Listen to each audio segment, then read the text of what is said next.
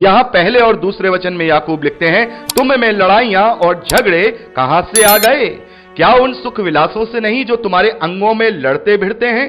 तुम लालसा रखते हो और तुम्हें मिलता नहीं, इसीलिए तुम हत्या करते हो, तुम ढा करते हो और कुछ प्राप्त नहीं कर पाते, तो तुम झगड़ते और लड़ते हो। मेरे प्यारे भाई बहनों, इस दुनिया में झगड़ा करने का, डाह करने का या किसी की हत्या करने का सबसे बड़ा जो मोटिव होता है, सबसे पहला जो मोटिव होता है, वो हमारी अभिलाषाएं होती हैं, हमारी लालसाएं होती हैं। जब हम उन्हें नहीं पाते हैं या फिर वो दूसरा कोई उस बात को ले लेता है या पा लेता है, तब हम उससे ईर्ष्या करने लगते हैं और ईर्ष्या झगड़े का रूप लेता है और झगड़ा हत्या तक का रूप ले लेता है। मेरे प्यारे भाई बहनों, हम बहुत सारी कहानियों को न्यूज में या न्यूज़पेपर में पढ़ते हैं कि कितने ही लड़के ऐसे हैं जो किसी लड़की को पसंद करते हैं और वो उसको जाकर के प्रपोज करते हैं और लड़की उससे मना कर देती है और वो क्या करते हैं, उसके ऊपर एसिड फेंक देते हैं, कोई उसे चाकू से हमला करता है, कोई उसे जान तक से मार देता है। तो ये क्या है? ये हमारी अभिलाषाएं हैं, ये हमारी लालसाएं हैं। ये अभिलाषाएं, ये लालसाएं जिनके लिए हम पूरे जीवन भर तक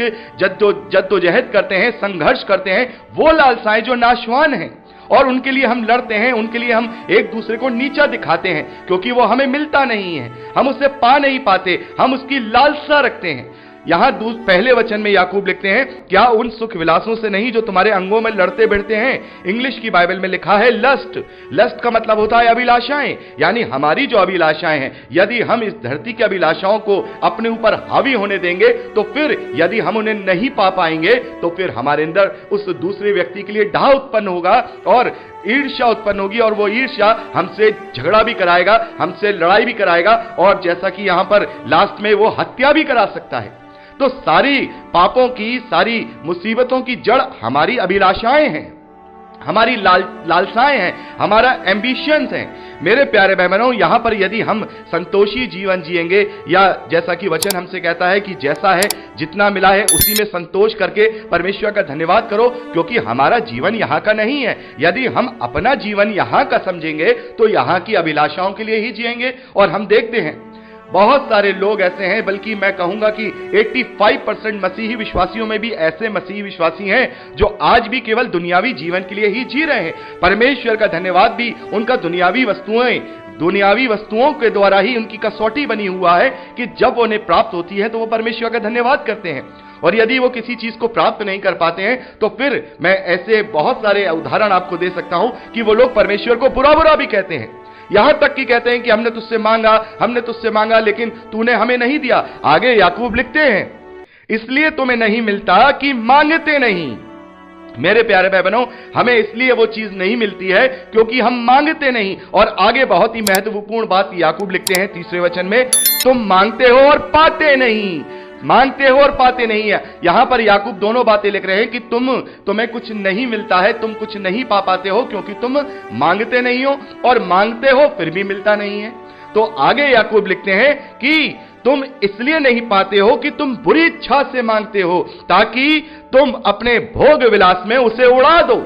तो मेरे प्यारे भाई बहनों, यदि हम परमेश्वर से कोई अभिलाषा चाह रहे हैं कि हमें ये मिल जाए, हमें वो मिल जाए, तो हमें मांगने पर भी वो नहीं मिलेगा, क्योंकि परमेश्वर हमारी इच्छा को जानता है, हमारे उस मकसद को जानता है कि ये चीज हम क्यों मांग रहे हैं, हम क्या मांग रहे हैं, इसीलिए वो हमें मिलता नहीं है। तो हमें ऐसी चीजें परमेश्वर से नहीं मांगनी है जो नाशवान है या भोग विलासता की है।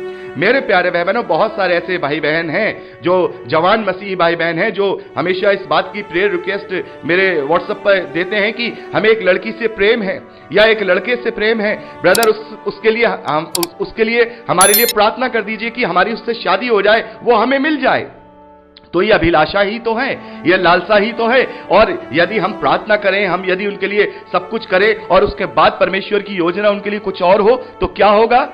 वो लालसा को, उस अभिलाषा को प्राप्त न करने की वजह से वो मसीह विश्वासी होने के बावजूद भी परमेश्वर को बुरा कहेंगे। वो परमेश्वर को बुरा कहेंगे कि ये चीज मुझे नहीं मिली। लेकिन हमारा परमेश्वर जानता है, हमारा परमेश्वर हमारा अच्छा पिता है। जैसे हम अपने बच्चों को कुछ देने से पहले ये जानते हैं कि ये चीज इसके लिए अच्छी है या नहीं, और लाख बच्चा हमसे जिद करता रहे लेकिन हम उससे लाके नहीं देते, क्योंकि हम जानते हैं यदि हमने ये चीज इसको दे दी तो उसका भविष्य खराब हो सकता है। तो परमेश्वर भी जानता है कि यदि ये अभिलाषा मैंने इसके जीवन में पूरी कर दी तो हो सकता है कि ये व्यक्ति अपने ये मेरा बेटा या मेरी बेटी उस अनंत जीवन के भविष्य से चूक जाए जिसकी इच्छा मैं इसके लिए रखता हूं।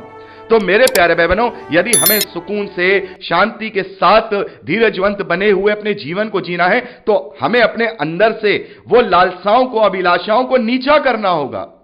हमें ऐसी अभिलाषा के साथ जीना है जो अभिलाषा अविनाशी है। नाशवान अभिलाषाओं के साथ जीने से कोई भी लाभ नहीं है। हमें अविनाशी जो अभिलाषा है उसके लिए जीना है, और वो क्या है हम सब जानते हैं, वो अनंत जीवन है। अनंत जीवन के लिए हमें जीना है। यदि हम अनंत जीवन के लिए जिएंगे तो निस्संदेह हमारा इस धरती पर जो जीवन है वो बहुत ही शांतिपूर्वक बीतेगा। हम ना किसी से झगड़ा करेंगे, ना लड़ाई करेंगे, ना ही हम किसी से ढा करेंगे, क्योंकि हमारे अंदर कोई अभिलाषा है ही नहीं, हमारे अंदर कोई लालसा है ही नहीं। यदि कोई जवान भाई या कोई जवान बहन यदि किसी नौकरी की लालसा करता है, अभिलाषा की लालसा करता है, किसी अपने जीवन साथी की लालसा करता है, अभिलाषा करता है, और उसके अनुकूल वो उसे नहीं मिल पाता है, यदि वो संतोष करके परमेश्वर का धन्यवाद करे कि परमेश्वर तूने जो मेरे लिए योजना रखी है वो बेहतर है, मैं अपने लिए कुछ नहीं चाहता, मैं अपने लिए केवल वो ही चाहता हूं जो तू मेरे लिए नियुक्त करेगा या मेरे लिए जो योजना बनाएगा, तो निस्संदेह वो हमारे लिए अच्छी योजना बनाएगा। वो हमें अच्छी अच्छी वस्तुएं देने वाला पिता है। यहां पर याकूब ने साफ कर दिया है कि तुम्हें ये सब वस्तुएं इसलिए नहीं मिलती हैं कि तुम मांगते नहीं हो, और मांगते हो फिर भी नहीं पाते हो, इसलिए कि बुरी इच्छा से मांगते हो और तुम उन भोग विलास की वस्तुओं को मांगते हो।